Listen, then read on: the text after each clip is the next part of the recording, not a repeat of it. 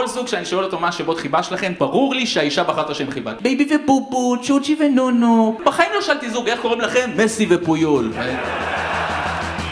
אקשן. לרוסים לא קר, זה מדהים הדבר הזה, לאבא שלי לא קר. בחורף האחרון היה את הסופה הזאת, אני מתקשר אליו ואני אומר לו, אבא, נעלת את הבית? אני אדבר איתך שאני אחזור מהים. וואלה. וואלה. אתם מדהים, אתם יודעות הכל, אבא בבית לא יודע כלום, אין לנו מושג.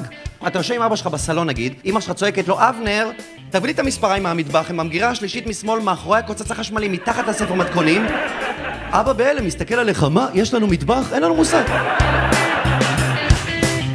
קבלי איך אני משכיב אותך. עוד שלא מדבר ערבי? מה זה קבוצת וואטסאפ של בונדל? זה לא שמח, זה לא כיפי, זה 4 בנות פותחות קבוצה. אחרי כמה ימים 3 בנות מתוך 4 פותחות קבוצת ריחולים. מה לחברה הרביעית? אין לי אנרגיה, אני עוד מעט מת. ברור לי שכל גיל והצרות שלו, גם כשהוא יגדל זה גם מפחיד אותי. יגיע השלב הזה של השאלות, אתם מכירים?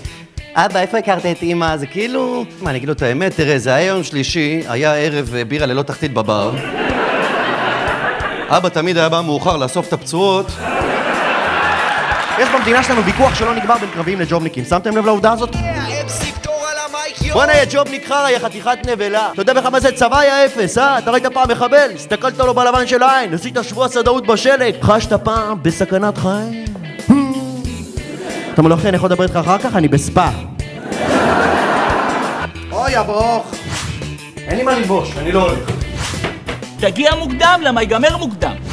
תגיד לי, מה אתה לא מבין בלא, אה? את הלמד? את הוו? מה אתה לא מבין?